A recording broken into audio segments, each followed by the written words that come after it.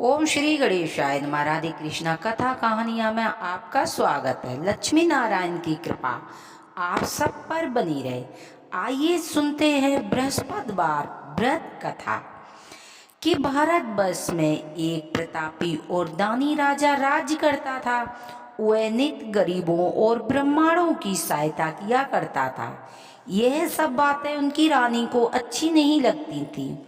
वह ना ही गरीबों को दान देती थी और ना ही भगवान का पूजन किया करती थी।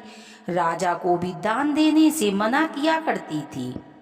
एक दिन राजा शिकार खेलने वन को गए हुए थे तो रानी महल में अकेली थी। उसी समय बृहस्पति देव साधु के वेश में राजा के महल में भिक्षा के लिए गए और भिक्षा मांगी तो रानी ने भिक्षा देने से इनकार कर दिया और कहा, ही साधु महाराज, मैं तो इस दान पुण्य से तंग आ गई हूँ।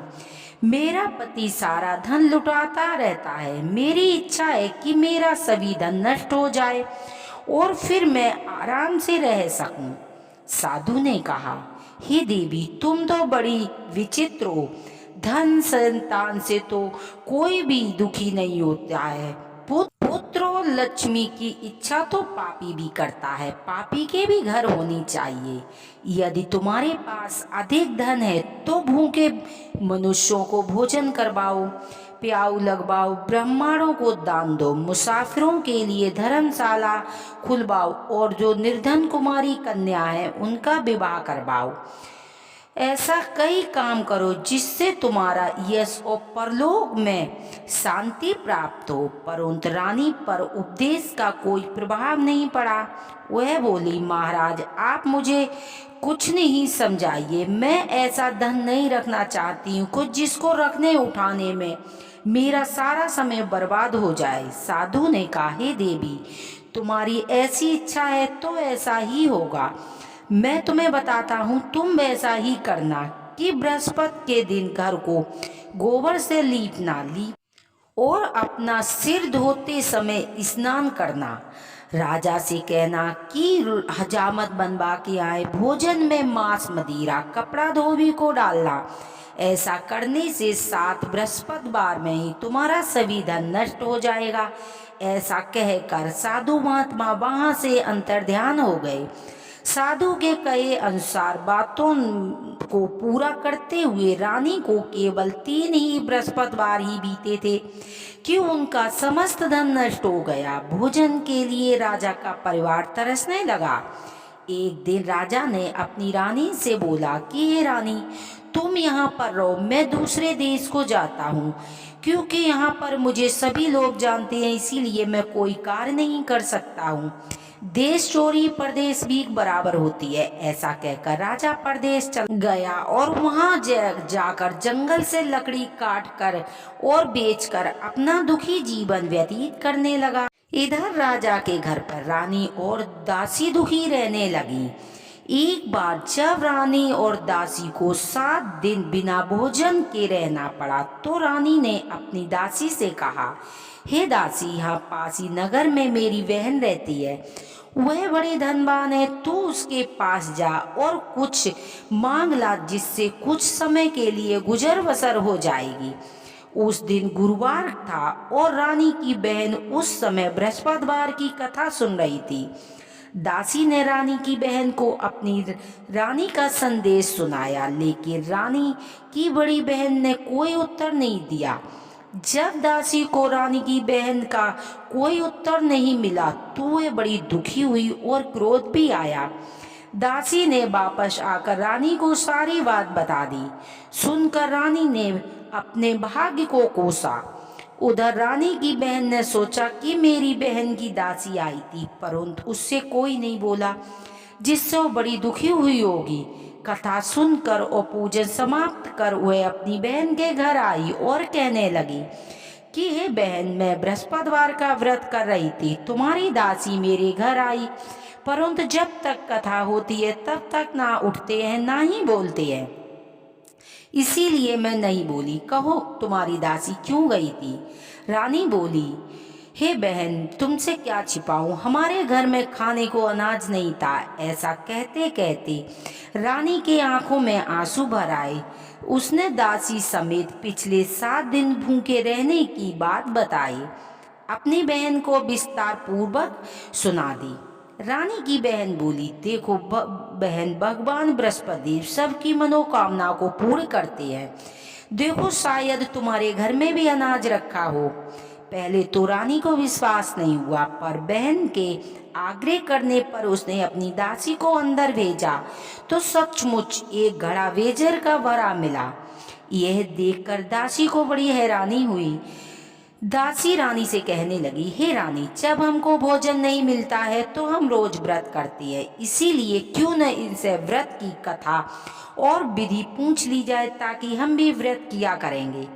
तब रानी ने अपनी बहन से बृहस्पतिवार के बारे में पूछा।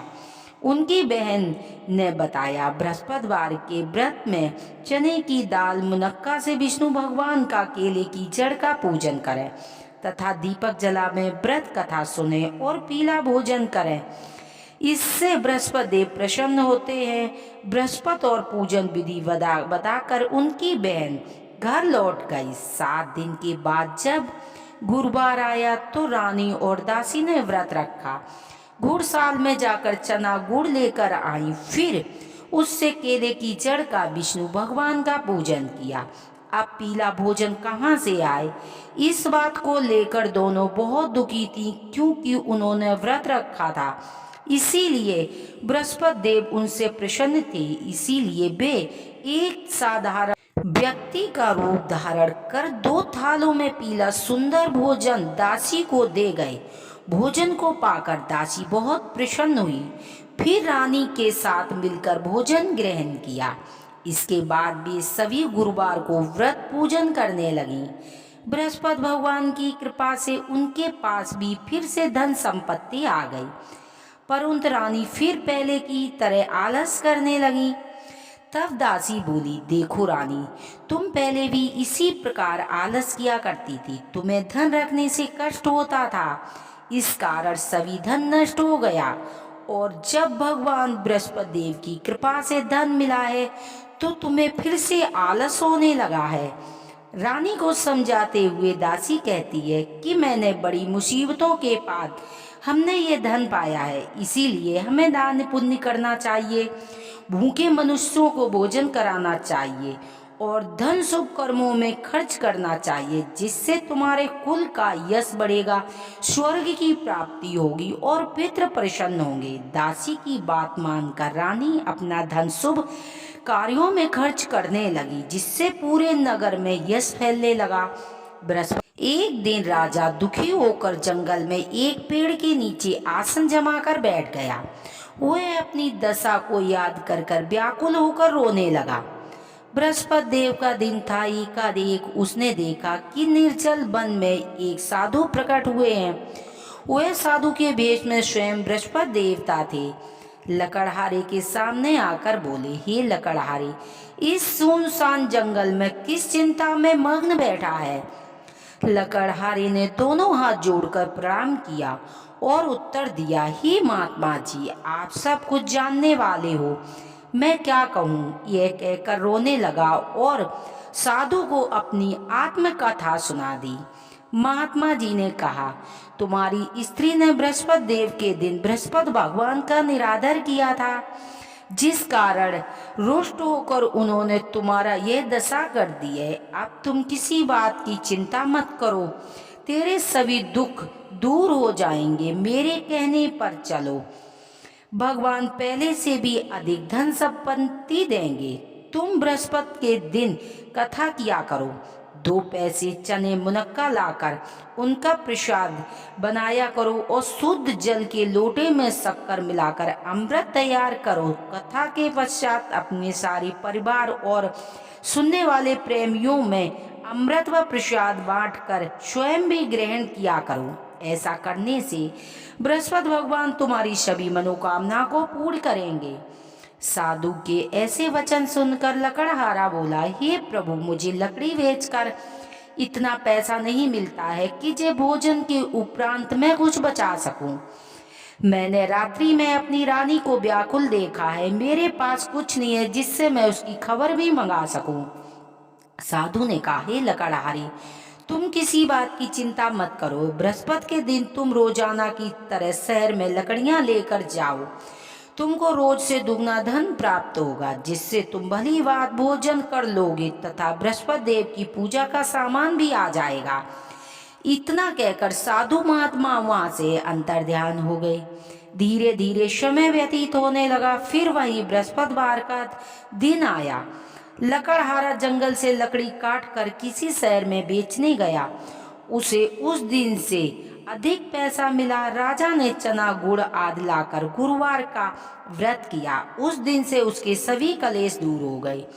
परंतु जब दोबारा गुरुवार आया तो वह व्रत रखना भूल गया, जिस कारण बृहस्पति देव भगवान नाराज हो गए। उस दिन उस नगर के राजा ने विशाल यज्ञ का आयोजन किया था तथा शहर में यह घोषणा करवा दी कि कोई भी मनुष्य अपने घर भोजन न बनावे, आग न जलावे। समस्त जनता हमारे यहाँ भोजन करने आवे। इस आज्ञा को जो नहीं मानेगा उसे फांसी की सजा दी जाएगी। संपूर्ण नगर में यह घोषणा करवा दी। राजा की आज्ञा अनुसार शहर के सभी लोग भोजन करने गए, लेकिन लकड़हारा कुछ देर से पहुंचा। इसीलिए राजा अपने साथ लिवा ले गए और ले जाकर भोजन करा ही रहे थे कि रानी की दुष्ट नजर उस खुट्टी पर पड़ी जिस पर उसका सोने का हार लटका हुआ था। वहां पर दिखाई नहीं दिया। रानी ने निश्चय किया है कि मेरा हार इसी मनुष्य ने चुरा लिया। उसी समय सिपाहियों को बुलवाकर राजा को कारागार में डलवा दिया। जब लकड़हारा कारागार में पड़ गया, बहुत दुखी होकर विचार करने लगा कि न जाने कौन से पूर्व जन्म के लिए मेरे लिए ये दुख प्राप्त हुआ है। और उसी साधु को याद करने लगा कि उस जंगल में मिला था। उसी समय तत्काल बृहस्पति देव साधु के रूप में प्रकट हुए और साधु की दशा देखकर कहने लगे, अरे मूर्ख, तूने बृहस्पतिवार की कथा नहीं कही थी, जिस कारण तेरे लिए ये दुख प्राप्त हुआ है। अब तू चिंता मत कर। बृहस्पति के दिन कारागार के दरवाजे पर 4 पैसे मिलेंगे। उससे तू बृहस्पति देव की पूजा करना, तेरे सभी कष्ट दूर हो जाएंगे। बृहस्पति के दिन उसे 4 पैसे मिले और लकड़हारे ने कथा कही। रात्रि में बृहस्पति देव ने उस नगर के राजा को स्वप्न में कहा, हे राजा, तुमने जिस आदमी को कारागार में बंद कर दिया है वह निर्दोष है, वह राजा है, उसे छोड़ देना। रानी का हार उसी खुट्टी पर लटका हुआ है। अगर तूने ऐसा नहीं किया तो तेरे राज्य को नष्ट कर दूंगा। इस तरह रात्रि में स्वप्न को देखकर राजा प्रातःकाल उठा और खुंटी पर हार देखकर लकड़हारे को बुलवाकर क्षमा मांगी और सुंदर आभूषण देकर विदा किया। बृहस्पति देव की आज्ञा अनुसार राजा अपने नगर चलने दिया। जब राजा अपने नगर के निकट पहुंचा तो उसे बड़ा आश्चर्य हुआ। नगर में पहले से अधिक बाग, तालाब, कुएं तथा बहुत सी धर्मशाला, मंदिर आदि बन गए हैं। राजा ने पूछा, ये सब किसका है? धर्मशाला। तब नगर के सभी लोग कहने लगे, ये सब रानी और बांदी का है। तो राजा को आश्चर्य भी हुआ और गुस्सा भी आया। जब रानी ने ये खबर सुनी कि राजा आ रहे हैं तो उन्होंने बांदी से कहा, हे देख, हमको राजा कितनी बुरी हालत में छोड़ गए थे, इसीलिए तू दरवाजे पर खड़ी हो जा, कहीं राजा वापस न लौट जाए। आज्ञा अनुसार दासी दरवाजे पर खड़ी हुई तो राजा आई, अपने साथ लिबा लाई। तब राजा ने क्रोध कर अपनी तलवार निकाली और रानी से पूछा कि ये धन तुम्हें कैसे प्राप्त हुआ है? उन्होंने कहा, हमें ये सब धन बृहस्पति देव के व्रत से प्राप्त हुआ है। राजा ने निश्चय किया कि लोग 7 रोज के बाद सभी लोग पूजन व्रत करते हैं, परंतु हम प्रतिदिन दिन में 3 बार कहानी कहा किया करूँगा और व्रत भी किया करूँगा। अब राजा के दुपट्टे में हर समय चने की दाल बंधी रहती थी। वह दिन में 3 बार कहानी कहता था। एक रोज राजा ने विचार किया कि चलो अपने यहाँ अपनी बहन के यहाँ घूम आवे। निश्चय कर राजा घोड़े पर सवार होकर चलने लगा। मार्ग पर उसने देखा कि कुछ आदमी एक मुर्दे को लिए जा रहे हैं। उन्हें रोककर बोला, अरे भाई, हमारे बृहस्पति देव की कथा सुन लो। वो बोले, लो, हमारा तो आदमी मर गया है, इसे अपनी कथा की पड़ी है। परंतु कुछ आदमी बोले, अच्छा कहो, हम तुम्हारी कथा सुनेंगे। राजा ने दाल निकाली। जब कथा आधी हुई तो मुर्दा हिलने लगा। जब कथा समाप्त हुई तो मनुष्य राम राम कह के खड़ा हो गया।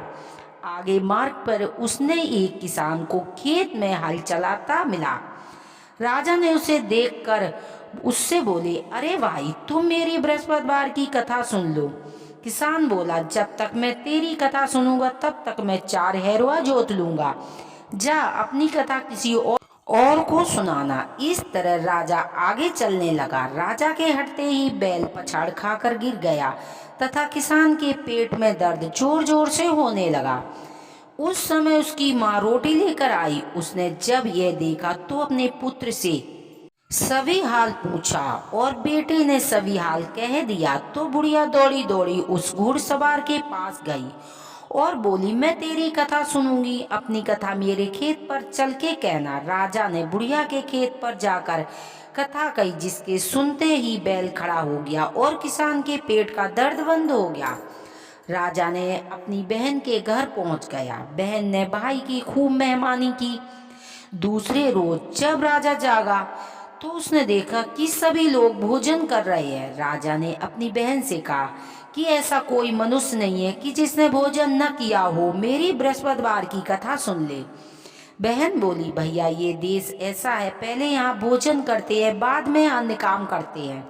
अगर कोई पड़ोस में हो तो मैं देख आती हूँ। ऐसा कहकर देखने चली गई, परंतु उसे कोई भी व्यक्ति ऐसा नहीं मिला कि जिसने भोजन न किया हो। अंत में वो एक कुम्हार के घर गई जिसका लड़का बीमार था। उसे मालूम हुआ कि इसके यहाँ 3 रोज से किसी ने भोजन नहीं किया है। रानी ने अपने भाई की कथा सुनने को कुमार से कहा तो कुमार तैयार हो गया। राजा ने जाकर बृहस्पति देव की कथा कही, जिसके सुनते ही उसका लड़का ठीक हो गया। अब तो राजा की प्रसन्नता होने लगी। एक रोज राजा ने अपनी बहन से कहा कि हे बहन, हम अपने घर जाएंगे, तुम भी तैयार हो जाओ। राजा की बहन ने अपनी सास से कही। सास ने कहा, हाँ चली जा, परंतु अपने लड़कों को मत ले जाना, तेरे भाई को कोई औलाद नहीं है। बहन ने अपने भाई से कहा, भैया मैं चलूंगी मगर कोई बालक नहीं जाएगा। राजा ने बोला, जब कोई बालक नहीं जाएगा तो तुम जाकर क्या करोगी। बड़े दुखी मन से राजा अपने नगर को लौट आया। राजा ने अपनी रानी से कहा, हम निर्वंशिया हैं, हमारा मुंह देखने का धर्म नहीं है और कुछ लोग तो भोजन आदि भी नहीं करते हैं। रानी बोली, हे प्रभु ने हमें सब कुछ दिया है, औलाद भी अवश्य देंगे। उसी रात को बृहस्पति देव ने राजा के स्वप्न में कहा, हे राजा, उठ, सभी सोच त्याग दे, तेरी रानी गर्भ से है। राजा की ये बात सुनकर बड़ी खुशी भई। 90 महीने में उसने गर्भ से सुंदर पुत्र पैदा हुआ। तब राजा बोला, हे रानी, बिना भोजन के रह सकती है पर बिना कहे नहीं रह सकती है। तुम मेरी बहन आबे, तुम उससे कुछ मत कहना। रानी ने सुनकर हाँ कर दिया। जब राजा की बहन ने ये शुभ समाचार सुना, वह बहुत खुश हुई और बधाई लेकर अपने भाई के यहाँ आई। तभी रानी ने कहा, घोड़ा चढ़कर नहीं आई, गधा चढ़ी आई। राजा की बहन बोली, भाभी, मैं इस प्रकार न कहती तो तुम्हें औलाद कैसे मिलती। बृहस्पति देव ऐसे है जैसे जिसके मन में कामना है सभी को पूर्ण करते हैं। जो सद्भावना से पूर्ण भगवान बृहस्पति देव का व्रत करता है, कथा सुनता है और कथा पढ़ता है और दूसरों को सुनाता है, बृहस्पति देव उनकी सभी मनोकामनाएं पूर्ण करते हैं। भगवान बृहस्पति देव सदा उनकी रक्षा करते हैं। संसार में जो मनुष्य सद्भावना से भगवान की पूजा व्रत सच्चे हृदय से करते हैं तो उनकी सभी मनोकामनाएं बृहस्पति देव पूरी करते हैं। जैसी सच्ची भावना से राजा ने और रानी ने उनकी कथा का गुणगान किया था, बृहस्पति देव ने उनकी सभी मनोकामनाएं पूरी की थी। इसीलिए कथा सुनने के बाद प्रसाद लेकर जाना चाहिए और हृदय में मनन करते हुए जय जयकार बोलना चाहिए। बोलो बृहस्पति भगवान की जय, लक्ष्मी नारायण की जय। सुनते हैं आरती, कहते हैं कि आरती के बिना कथा अधूरी होती है। ओम जय बृहस्पति देवा, स्वामी जय बृहस्पति देवा। छिन छिन भोग लगाऊं, पल पल भोग लगाऊं, कदली फल मेवा। ओम जय बृहस्पति देवा। तुम पूर्ण परिमात्मा, तुम अंतर्यामी, जगत पिता जगदीश्वर, तुम सबके स्वामी। ओम जय बृहस्पति देवा। चरणामृत निज निर्मली, सबु पातकी हरिता, सकली मनोरथि दायके, कृपा करो भरिता। ओम जय बृहस्पति देवा। तन मन धन अरे पड़े करी, जो जन शरण पड़े, प्रभु प्रकट तभी हो करिया, करे द्वारे खड़े। ओम जय बृहस्पति देवा। दीन दयाल दयानिधि, भक्तन हितकारी, पापी दोषी सब हरिता, भव बंधन हारी। ओम जय बृहस्पति देवा। ओम जय बृहस्पति देवा, स्वामी जय बृहस्पति देवा। सकली मनोरथि दायकी, सबु संचय तारी, विषय विकार मिटाओ, संतन सुखिहारी। जो कोई आरती तेरी, प्रेम सहित गावे, के बृहस्पति देवा। कहत शिवानंद स्वामी, भजति हरि हर स्वामी, मन वांछित फल पावे। ओम जय बृहस्पति देवा। जय बृहस्पति देवा, स्वामी जय बृहस्पति देवा। छिन छिन भोग लगाऊं, पल पल भोग लगाऊं, कदली फल मेवा। जय बृहस्पति देवा। कथा सुनने वाले पर और कथा पढ़ने वाले पर लक्ष्मी नारायण की कृपा प्राप्त होती है। हर हर महादेव की जय। बोलो मैया पार्वती की जय। यदि हमारी कथा कहानियाँ आपको पसंद आती हो तो प्लीज़ चैनल को सब्सक्राइब करें, वीडियो को लाइक करें। हर हर महादेव।